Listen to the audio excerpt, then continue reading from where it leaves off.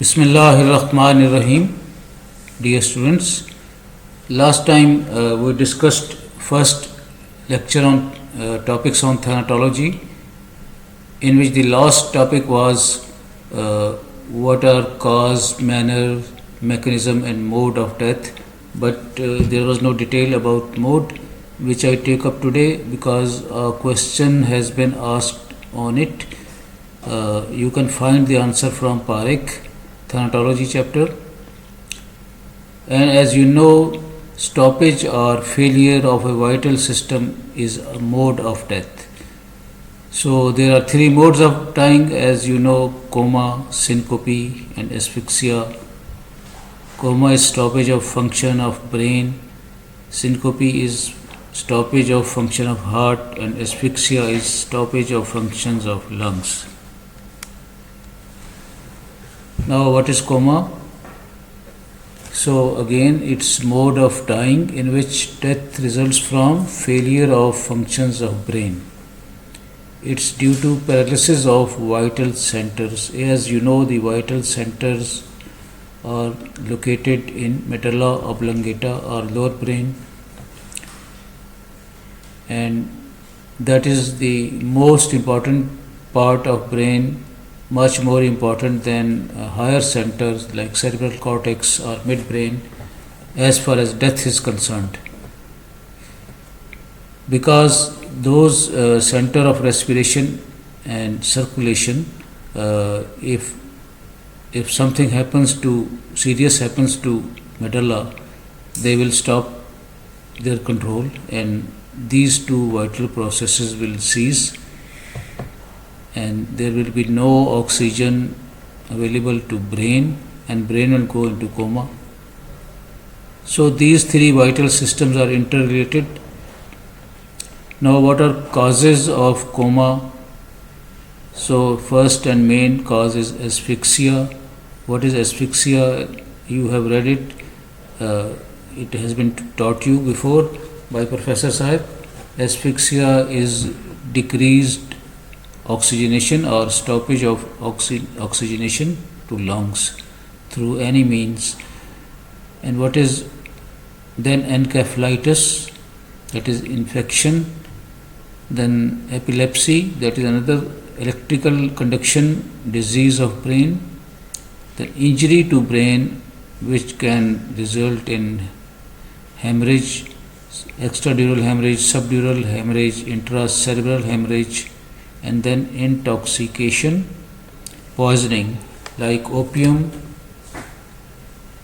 diabetes, some other condition like diabetes mellitus, uremia,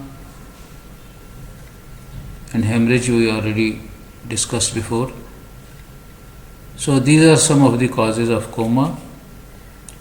Now, what are post-mortem findings in coma? Because if person is dead, then there is suspicion of foul play like homicide, suicide, or poisoning, and on the requisition of police, the autopsy examiner will perform autopsy to find out cause of death. So in case of infection like meningitis, there will be inflammation of meninges on autopsy examination. In case of poisoning, there will be hyperemia in brain substance. In case of hemorrhage or tumor, the brain will be compressed. After that, second mode is syncope. It's mode of dying in which death occurs from failure of function of heart caused by pathological states and vasovagal shock. So there are two main causes of syncope. Number one, pathological states, and number two, vasovagal shock. Pathological states include organic diseases of heart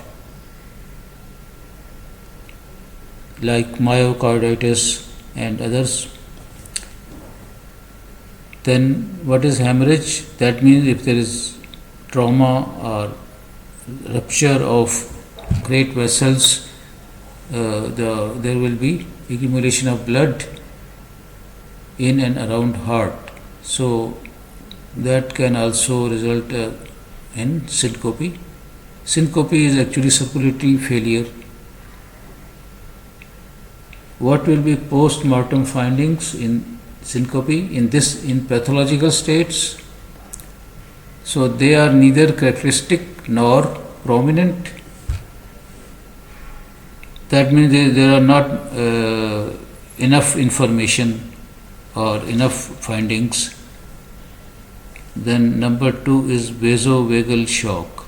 This is due to sudden fright or emotions. For example, if a victim of snake bites instantly dies after a minute or so due to fear of poisoning, even if the snake is not non-poisonous. So that is what fear can do.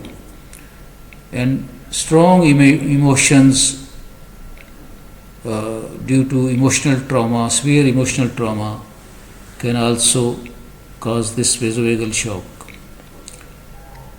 Now basically it's stimulation of trigger areas in the body where vagus nerve is passes or is concentrated. So it is some stimulation of that vagus nerve. So it's a reflex leading to cardiac arrest by stimulation of vagus nerve. So what are those trigger areas? They are found in neck, solar plexus and testicles. So what are post-mortem findings in vasovagal shock, deaths due to vasovagal shock? Negative, there is no finding. Now this may be a case of negative autopsy. You have read it in autopsy topic that causes of negative autopsy is very important question, and vasovagal shock is very, very important cause of negative autopsy because nothing is found on examination in spite of best examination and investigations. So examiner is unable to issue or declare cause of death. And the only help we can get to determine cause is circumstantial evidence. What happened before death? So that can be found from family or friends who were close to that person before death. Now number 3 or third mode of death is asphyxia. This results from interference with the process of transfer of oxygen to lungs. So remember this thing that there are only 3 modes of death in the body. This is very important to know: coma, syncope and asphyxia.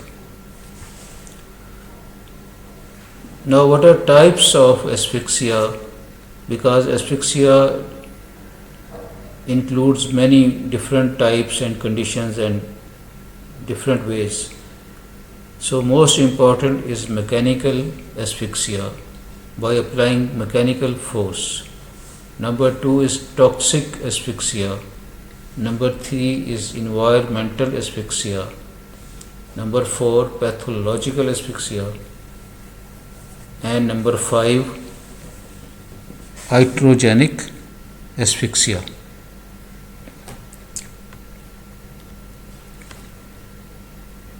Now what is mechanical asphyxia? If there is any airway obstruction from within or without, thus hampering transfer of oxygen to lungs. So examples are strangulation, hanging, choking. So you know all these concepts: what is strangulation, what is hanging, and what is choking. So these are actually strangulation and hanging or obstruction from outside by a rope or by fingers or by hanging with a rope. And choking is, from inside. If there is some food particle or foreign body that is trapped in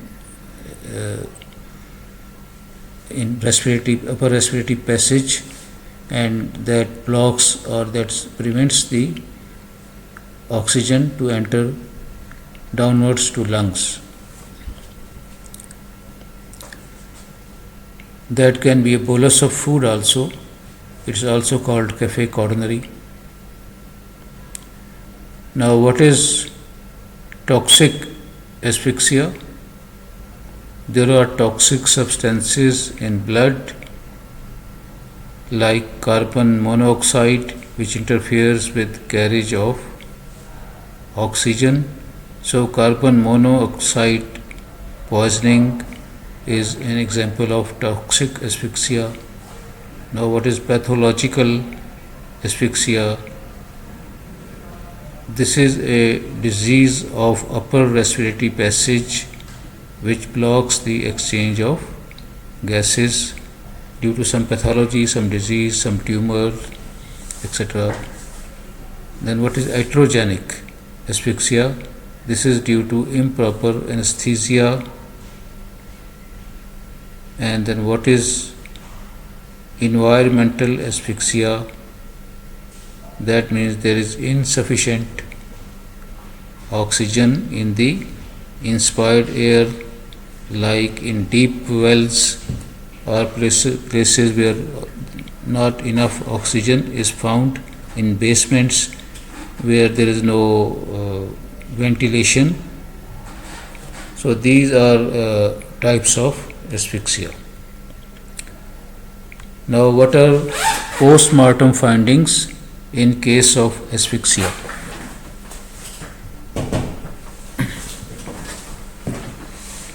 They may be specific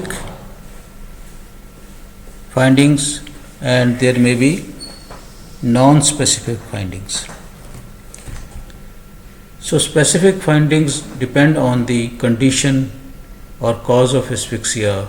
Like in hanging, it will have different findings. Strangulation will have different findings. Choking will have different findings. So this is not our topic of discussion today. Non-specific findings may be found in each case of asphyxia, and they are 5 in number. Cyanosis, number 1, cyanosis, that is increased amount of reduced hemoglobin or increased amount of carbon dioxide in blood. It's called cyanosis. Now, number 2 is congestion, which means there is pooling or stagnation of blood in a particular vessel, especially the neck vessels, so that causes redness of the area. So this is congestion. Number 3 is fluidity of blood. That means the blood doesn't clot, and because its process of clotting is no more. Now, these are post-mortem findings, so those physiological processes are gone. Next is petechial hemorrhages. These are due to anoxia, and then pulmonary edema. So these are 5 important signs, non-specific signs of asphyxia. After that, next is sudden death, which is unexpected death, which is not preceded or proceeded so rapidly from the onset of symptoms or insufficient medical supervision that the cause of death can't be certified with confidence by a medical practitioner. So sudden death usually takes place within 24 to 48 hours after the onset of symptoms or sickness. So it's so rapid and so fast that again doctors are unable to find proper cause, And so this that death may be natural or unnatural, but in 80% of the cases it is natural due to any pathology. But performing autopsy or doing autopsy is mandatory in case of sudden death to rule out foul play, even if it is natural. So, determination of cause in such cases depends upon two important points. Number one, collection of full facts about the case, that is, circumstances of the death. So, they become very important. What happened before death, who was with the dead person, and what he ate, what was his behavior. So, all those things. Was he a cardiac patient or some other systemic disease? Now, collection of findings. So, what is that? External examination and internal examination of dead body. That is autopsy examination and investigation. That is whatever body fluids are available, or those are sent to lab and results are collected in order to reach some conclusion. Now, causes of sudden death, they are in table form given in both books, Naseeb Aman and Parekh.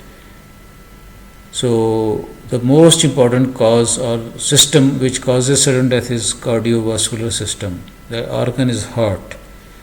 For example, coronary artery disease, hypertension, aortic stenosis, and myocardiopathies. This coronary artery disease results may cause myocardial infarction and death. Now, diseases of blood vessels, aneurysms, that means dilatation of aorta. So, they are dissecting and erythematous aneurysms. They can rupture and cause death. Then next system is central nervous system, which can cause sudden death, that is due to hemorrhages and epilepsy. Brain hemorrhages are very important cause of sudden death, and epilepsy may also lead to sudden death. Now, respiratory system, here pulmonary embolism, tumor like bronchogenic carcinoma, TB, that means tuberculosis, asthma, viral pneumonia, etc. That means severe infections and tumors. These conditions can lead to sudden death. Next system is GIT or gastrointestinal tract. Here GIT hemorrhages may result in sudden death. Now next is genital system. Examples are tumor of testes, ovary, uterus and cervix, abortion which may go unsuccessful, ruptured ectopic pregnancy. So these are some of the causes, system-wise causes of sudden death. For more details, please consult the book. Now, next topic in thanatology comes early changes after death. So there are 4 important changes: post-mortem cooling, hypostasis, rigor mortis, and eye changes. Now, post-mortem cooling is loss of body temperature after death. That is, it generally around 0.8 degrees centigrade per hour, this loss of temperature. So a body can lose its temperature, which is 37 degrees centigrade or 98.4 Fahrenheit, in about 16 to 20 hours. For details, please consult the book. It is given in Nasib Aman. You can and Parikh, both books. Then eye changes are certain changes is cornea and retina and sclera and other eye parts take place. So for that you can also read from the book. But two topics like hypostasis and rigor mortis, which are usually asked in exam, that I describe in some detail. So rigor mortis, what is rigor mortis? It is the stiffening of the muscles after death, both voluntary and involuntary, after an initial state of primary flaccidity. So there are two words which I want to explain: stiffening and flaccidity. So stiffening means contraction of muscles or over contraction of muscles which is persistent, and flaccidity means loosening of muscles or loss of contraction. So then there is flaccidity is primary as well as secondary. So primary flaccidity is immediately after systemic death, when there is a loss of muscle tones. Then there is a stage of muscle contraction which is called this rigor mortis, and when rigor mortis is over, then again the body becomes flaccid. This is called secondary flaccidity. So you should be clear about primary flaccidity and secondary flaccidity. Now, what is mechanism of development of rigor mortis? Basically, in a living person, there are two contractile parts of the muscle proteins. They are actin and myosin. Fibers or filaments or fibrils. So and how contraction take place and how relaxation take place. So this mechanism you have studied in physiology, and it is dependent on ATP, glycogen storage, and then ATP. So what happens in death? On death, that there is no ATP, and there is then actin and myosin fibrils. They fuse together, they become stiff, they become very hard. So it's a kind of contraction which is continuous and non-stop, and there is no ATP, so there is no alternate contraction and relaxation like in life. So they form a gel-like mass and stiffen. So this is called rigor mortis, and this is post-mortem phenomena. It takes place sometime after death. This in picture you can see A, B and C, the arrangements of myosin and actin filaments. In number A, these filaments are relaxed. That means relaxed phase. In life, you can see actin and myosin filaments, and inside actin filaments. So they are at some distance from each other. Then there is slide B, that is contracted muscle. In contraction, due to action of contraction and ATP, the actin filaments come closer to each other. So this is called contraction. This is why contraction takes place. These A and B both are in life. Now on death, since there is no ATP, and what happened, muscle is in rigor state, rigor mortis. And what has happened to actin and myosin? So actin and myosin have fused together, joined together and become a rigid mass. So that explains the mechanism of development of rigor mortis. Further detail you will read from the book.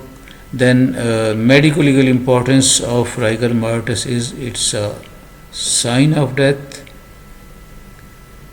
Of course, on autopsy, the examiner can usually they check the condition of rigor mortis.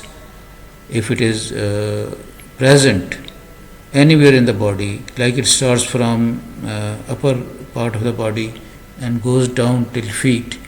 So anywhere if it is there present, that means the death, it is a sign of death. It confirms death. This is its first importance. And second importance is we can determine time since death. Now this is very important question. Examiner has to answer these two questions in autopsy report. Number one, what is cause of death, and number two, how much time since death has passed. So this, if rigor mortis is develops in upper part of the body, that means that his death is recent, maybe about 2-3 hours ago. But if it is in lower part and also present in upper and has gone to lower parts like legs, then it may be more than 6 hours. And if it is in complete all over body, that means it may be more than 8 to 12 hours have passed since death. With that, I conclude my today's lecture. Thank you very much.